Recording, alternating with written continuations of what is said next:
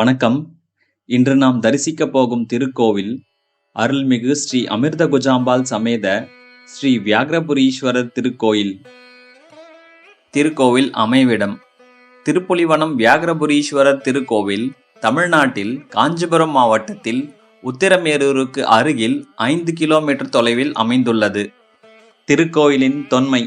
இந்த திருக்கோயில் பல யுகங்கள் பழமையானது என்று கருதப்படுகின்றது. அதற்கான தகவல்களை அறிந்து கொள்ள கார்ட் செக்ஷனில் உள்ள வீடியோவை காணவும். இறைவன் இறைவி. இந்த திருக்கோவிலின் மூலவர் சிவபெருமான் திருப்புலிவனநாதர் அல்லது வியாக்ரபுரீஸ்வரர் என்று அழைக்கப்படுகின்றார். இந்த திருக்கோவிலில் சிவபெருமான் சுயம்புலிங்கமாக அருள்பாலிக்கின்றார். இந்த திருக்கோவிலில் இறைவியின் பெயர் தாயார் அமிர்த குஜாம்பாள். திருக்கோவிலின் அமைப்பு. இந்த திருக்கோவிலின் முகப்பில் 2 பலிபீடங்களும் நந்தியம்பெருமானும் உள்ளனர். இந்த திருக்கோவிலின் ராஜகோபுரம் 3 நிலைகளை கொண்டுள்ளது. இந்த திருக்கோவிலில் சிவபெருமானின் ஆவுடையார் சதுர வடிவில் தாமரை மீது காணப்படுகின்றார். இந்த திருக்கோவிலில் உள்ள லிங்கத்தின் மீது புலியின் பாதங்கள் காணப்படுகின்றன.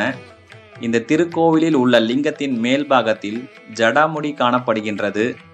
தஞ்சாவூர் மாவட்டம் திருவையாற்றிலும் திருநெல்வேலி மாவட்டம் சிவசைலத்திலும் இது போன்ற ஜடாமுடியுடன் கூடிய சிவபெருமான் காட்சி தருகின்றார். இந்த திருக்கோயிலுக்கு தீர்த்தமாக வியாக்ர தீர்த்த குளமும் தேர் சக்கரங்களுடன் கூடிய 100 கால் மண்டபமும் இந்த திருக்கோவிலில் அமைக்கப்பட்டுள்ளது. மேலும் இந்த திருக்கோவிலின் கருவறை விமானம் தூங்கானை மாடம் என்ற வகையில் அமைக்கப்பட்டுள்ளது.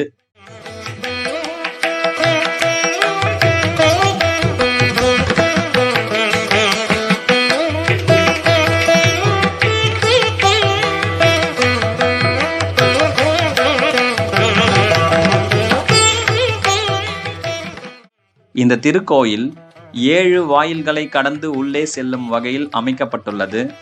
இந்த திருக்கோவிலில் பல்லவர் காலத்து கட்டுமான பணியே பிரதானமாக காணப்படுகின்றது.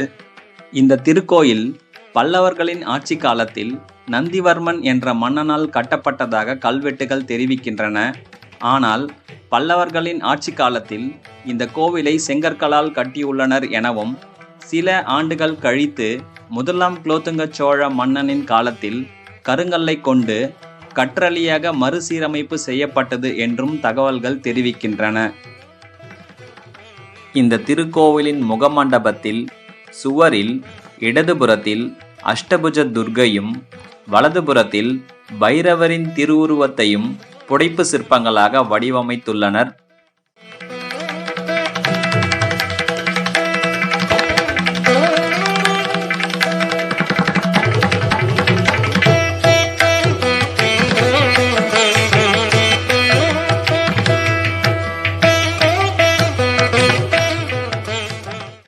முகமண்டபத்தை கடந்து அர்த்த மண்டபத்திற்குள் நுழைந்தவுடன் கருவறையின் முகப்பில் விநாயகப் பெருமானும் முருகப்பெருமானும் காட்சியளிக்கின்றனர். கருவறை தரை மட்டத்திலிருந்து 15 அடி உயரத்தில் காணப்படுகின்றது. கருவறையின் வலதுபுறத்தில் நவ கிரகங்களும் பைரவரும் சூரிய பகவானும் 4வரின் திருவுருவங்களும் காணப்படுகின்றது. நவ கிரகங்களில் குரு பகவானுக்கு நேராக தெற்கு திசையை பார்த்தவாறு ஒரு விஷ்ணு துர்க்கை அம்மன் அமைக்கப்பட்டுள்ளார்.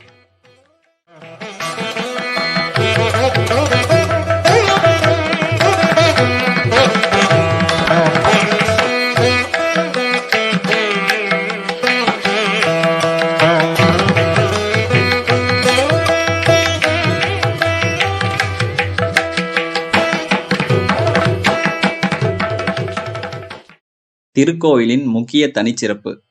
கருவறையை ஒட்டி உள்ள உட்பிரகாரத்தில் இந்த திருக்கோயிலில் தட்சிணாமூர்த்தி தனி சன்னதியில் உள்ளார். இது இந்த திருக்கோயிலின் ஒரு முக்கிய தனிச்சிறப்பு என்றும் கூறப்படுகின்றது.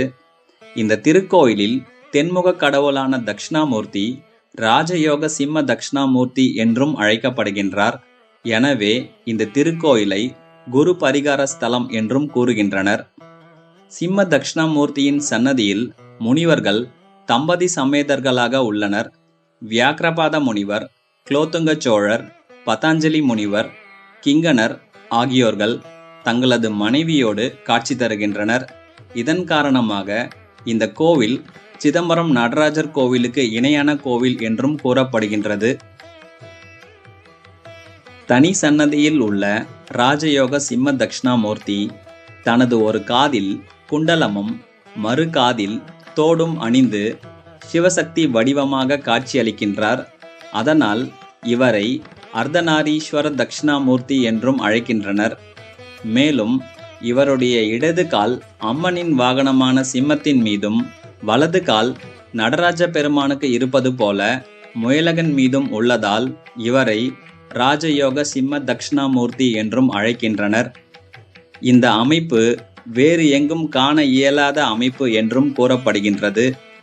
மேலும் தனி சன்னதியில் உள்ள இந்த ராஜயோக சிம்ம தட்சிணாமூர்த்திக்கு சூரியனும் சந்திரனும் துவாரபாலகர்களாக காட்சியளிக்கின்றனர். இது இந்த திருக்கோயிலின் மிக முக்கிய தனிச்சிறப்பு என்றும் கருதப்படுகின்றது.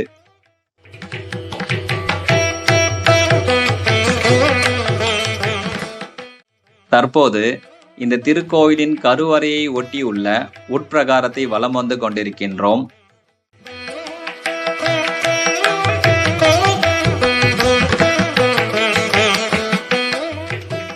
கருவறையின் கோஷ்டத்தில் முதலில் தென் திசையை பார்த்தவாறு மகா கணபதி காணப்படுகின்றார்.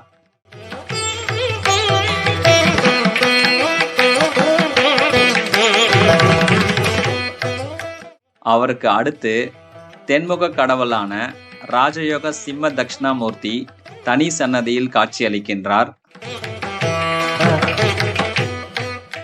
அவருக்கு அடுத்து கன்னிமூலையில் கணபதி காட்சியளிக்கின்றார். மூலவர் சன்னதிக்கு பின்புறத்தில் திருமால் நின்ற கோலத்தில் காட்சியளிக்கின்றார். அவருக்கு அருகில் உள்ள தூண் ஒன்றில் நரசிம்மர் நின்ற நிலையில் காட்சியளிக்கின்றார்.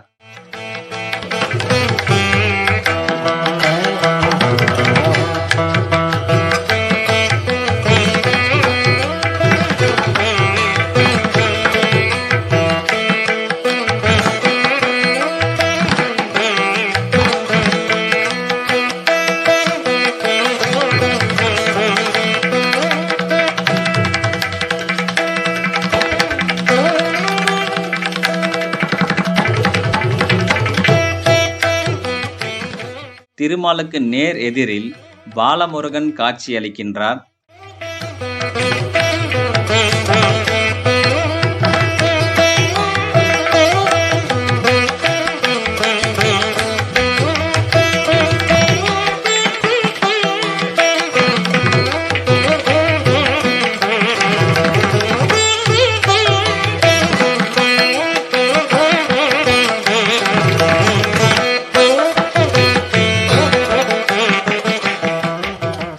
கருவறையின் வடமேற்கு மூலையில் முருகப்பெருமான் தனது மனைவியரோடு காட்சியளிக்கின்றார்.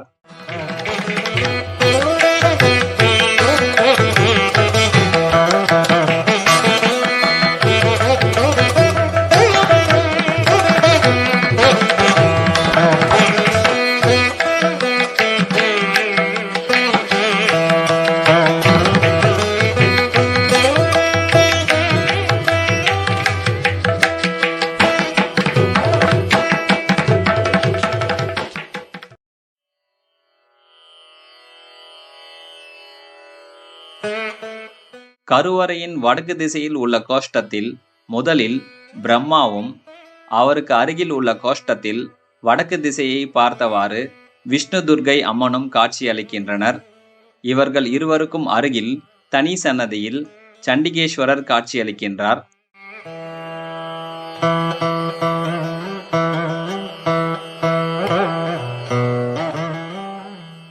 இந்த திருக்கோயிலில் நவகிரகங்களுக்கு அருகில் தெற்கு திசையை பார்த்தவாறு ஒரு விஷ்ணு துர்க்கை அம்மனும், அதே போல கருவறையின் கோஷ்டத்தில் வடக்கு திசையை பார்த்தவாறு ஒரு விஷ்ணு துர்க்கை அம்மனும் ஆக 2 விஷ்ணு துர்க்கை அம்மன் இருப்பது இந்த திருக்கோயிலின் ஒரு முக்கிய தனிச்சிறப்பு என்றும் கருதப்படுகின்றது.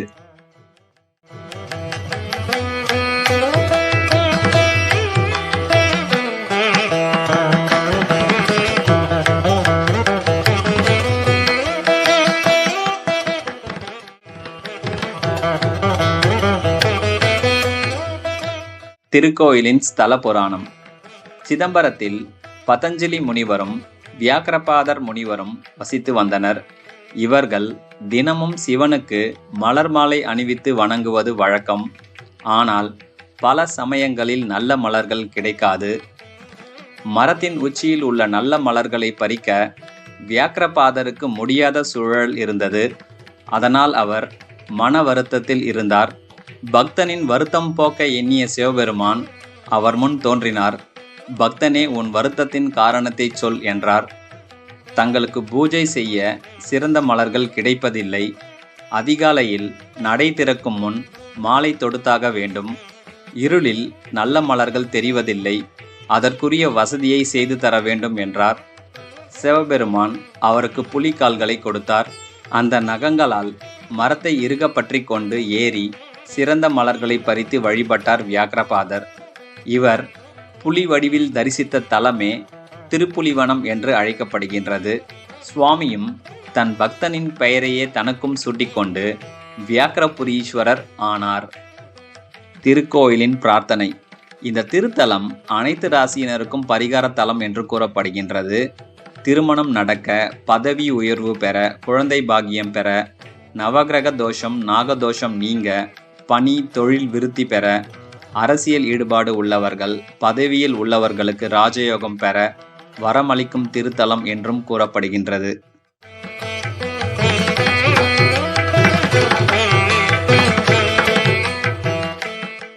இந்த திருக்கோயிலுக்கு வடக்கு திசையில் அமைந்துள்ள வியாக்கிரபாத முனிவரின் ஜீவ சமாதியை தற்போது பார்த்து வருகின்றோம்.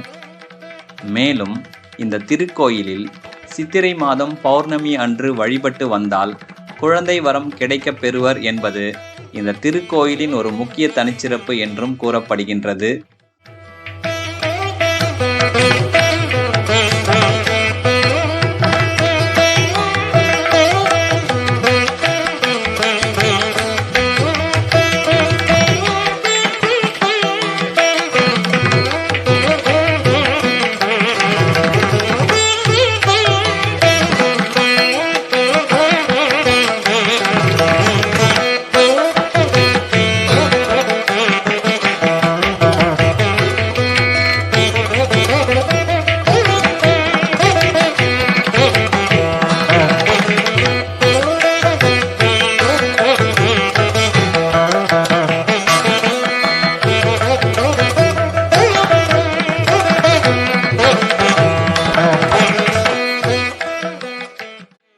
இந்த திருக்கோயிலில் தாயார் அமிர்தகுஜாம்பாள் இந்த திருக்கோயிலில் தனி சன்னதியில் காட்சி தருகின்றார். தாயாரின் சன்னதிக்குள் 3 சிவபெருமானின் திருவுருவங்களை காண முடிகின்றது.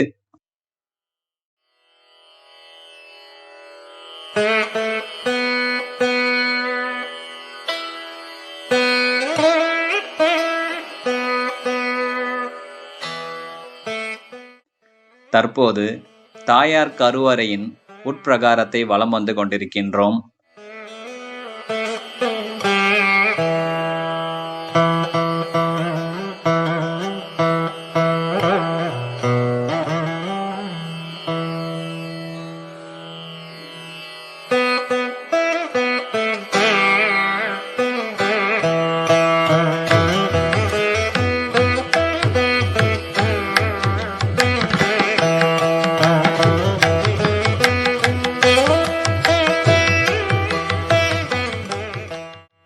இந்த திருக்கோயிலின் மகா மண்டபத்தில் தூண்களில் தெற்கு திசை மற்றும் கிழக்கு திசை ஆகிய 2 திசைகளை பார்த்தவாறு தூண்களின் மேல்புறத்தில் புலிகால் முனிவர் எனப்படும் வியாக்கிரபாத முனிவரின் புடைப்பு சிற்பங்களை காண முடியும்.